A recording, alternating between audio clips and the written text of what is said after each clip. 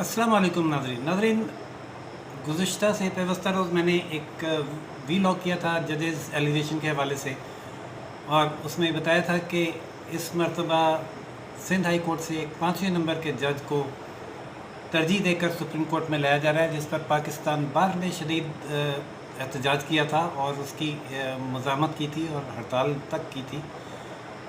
जो पहले एक दफ़ा मौखर करने के बाद 15 दिन के बाद दोबारा इजलास में उनको सुप्रीम कोर्ट लाने के लिए सिफारिश कर दी गई थी। लेकिन आपको उसकी अपडेट ये बताएं कि उस पर आज पाकिस्तान बार का दोबारा इजलास हुआ है, जिस पे उन्होंने बहुत इंतहाई सख्त फैसले किए हैं और एक करारदाद मंजूर की है 10 नुकाती। वो करारदाद 10 नुकाती क्या है ये आपको उन्हीं के ज़बानी सुनवाएंगे। लेकिन जो उन्होंने हमारे सवालात के जवाब में बताया वकला ने, वो ये कि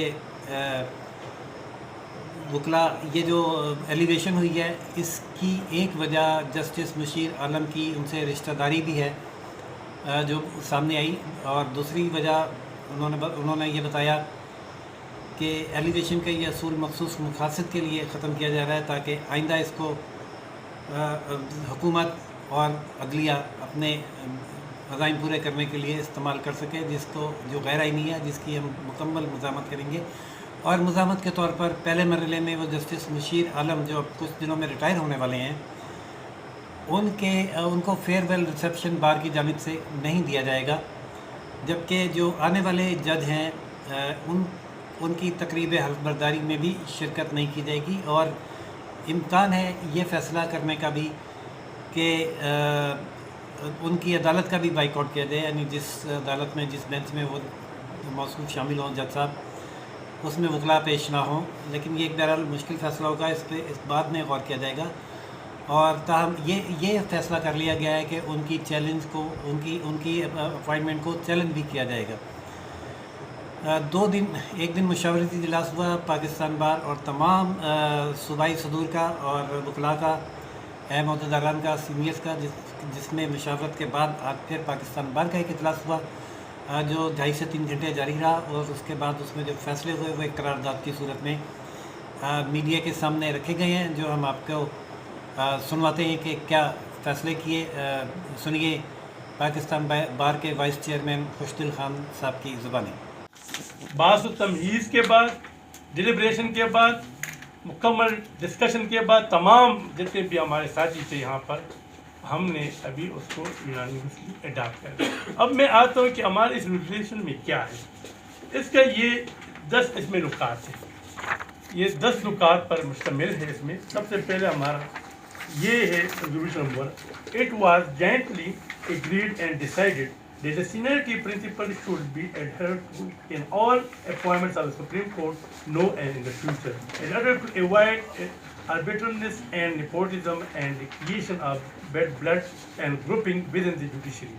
As such, it was resolved to vigorously oppose the nomination of Mr. Justice Muhammad Ali Mazhar, being the fifth at the seniority list of the judges of the Sindh High Court. To the apex court, the meeting also opposed the appointment of ad hoc judges to the Supreme Court. Next जो है second हमारा, it was further resolved to address a letter and resolution to the parliamentary committee requesting them to refuse approval for nomination of Mr. Justice Muhammad Ali Mazhar on grounds of violation of the seniority principle. Third, it was urged that the Judicial Commission must urgently frame transparent and objective criteria for the appointment of judges in all courts and should consistently follow the same. Fourth, it was resolved to request the Parliament and all political parties to repeal the 19th Amendment to the Constitution, as it has created a disbalance among the various stakeholders within the judiciary system and made the judiciary unaccountable. Fifth, it was resolved that the Bar Association and Bar Council shall not hold any reception or dinner in honor of Mr. Justice Mushir Alam, member Judicial Commission of Pakistan, who is presently going to retire. Sixth, it was demanded that an urgent meeting of the Judicial Commission be convened to consider and adopt the various proposed amendments suggested to the Judicial Commission of Pakistan, rules by the members of Judicial Commission representing different bar councils which have been pending for a long time. The seventh one, It was further demanded that Registrar for the Supreme Court and for the Provincial Islamabad High Court should be appointed from among judicial officers / employees and not from the civil service. 8. It was resolved that judges should not be reappointed to any position after their retirement, nor should they be granted any extension and service as that compromises their judicial independence. 9. It was further resolved that all Pakistan last convention of bar associations and bar council shall be held throughout Pakistan in relation to the above matters.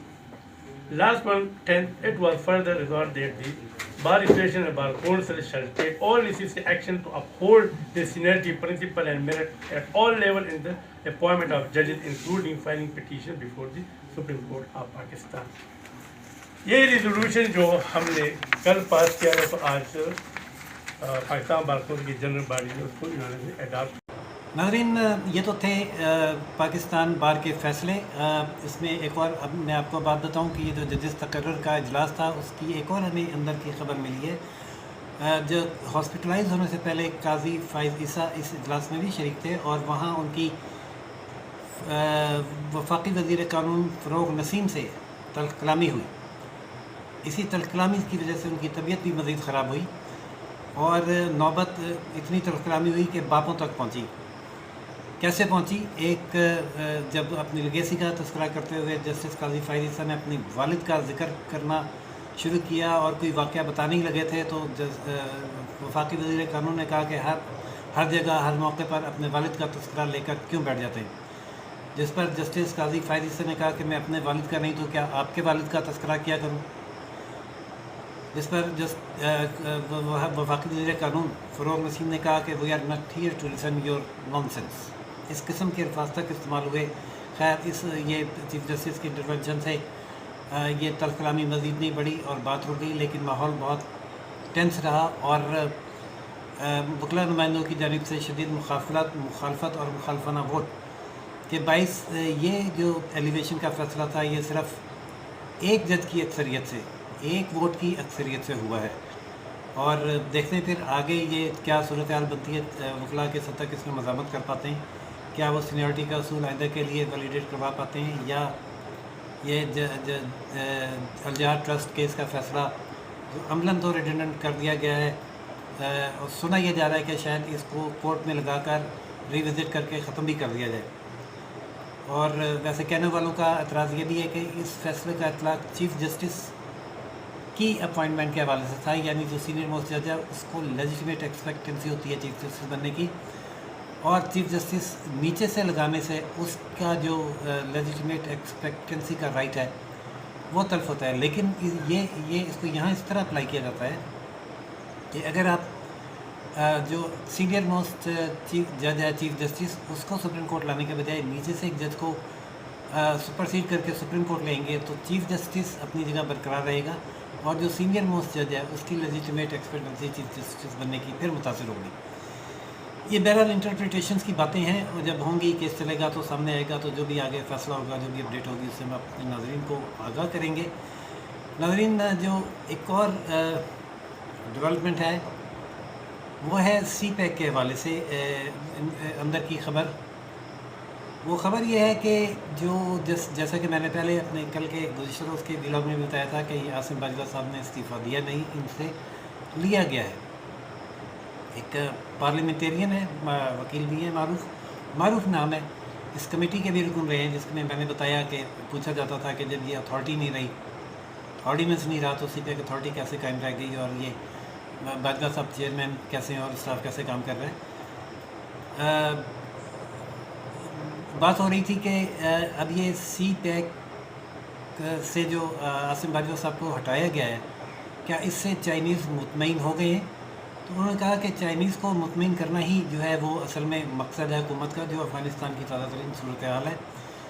اس کے بعد حکومت اس مشکل میں ہے کہ وہ اس کو balance رکھ کے چلنا ہے، چائنا کے ساتھ بھی اور امریکہ کے ساتھ بھی. اور پالیسی یہ رکھنی ہے کہ دونوں کی فوری طور پر ناراض نہ ہوں اور ساتھ ساتھ چلتے رہیں. یہی کوشش کی گئی ہے، چائنا کو یقین دہانی کرائی گئی ہے کہ سی پیک چلتا رہے گا، لیکن ہمارے ذرائع کے مطابق وہ چلتا تو رہے گا لیکن گو سلو پالیسی کے ساتھ چلے گا. اب دیکھتے ہیں کہ چائنا اس گو سلو پالیسی کے ساتھ آگے کس حد تک چلتا ہے، کس حد تک نہیں چلتا. کہنے والوں کا کہنا یہ ہے کہ چائنا شاید سی پیک میں گو سلو پالیسی برداشت کر لے، لیکن گوادر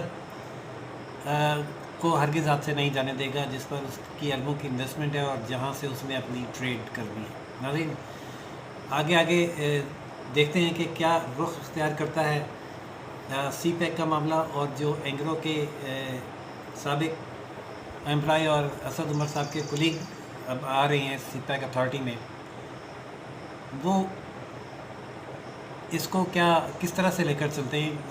ظاہر ہے حکومت کے آدمی ہیں، اسد عمر کے دوست ہیں، تو چلیں گے تو ان کی منشا کے مطابق ہی. دعا یہ ہے کہ پاکستان کے حق میں جو بھی ہو اچھا ہوتا فی الحال نظر آ نہیں رہا. جوڈیشری کا معاملہ تنازع کا شکار ہونے جا رہا ہے، اور سی پیک کا معاملہ جو ہے وہ کھٹائی میں ہے. چائنا نے پورا زور لگایا ہوا ہے کہ یہ کسی طرح چلے، اور پاکستان جو ہے وہ گم و گو کی کیفیت کا شکار ہے. مگر جو بھی صورتحال ہوگی، جو اپڈیٹس آتی رہیں گے، ہم آپ کو آگاہ کرتے رہیں گے. مزید اپڈیٹس تک کے لیے چینل دیکھتے رہیے روشن پاکستان نیوز، اور چینل لائک، سبسکرائب اور شیئر کرنا نہ بھولیے گا. اللہ حافظ.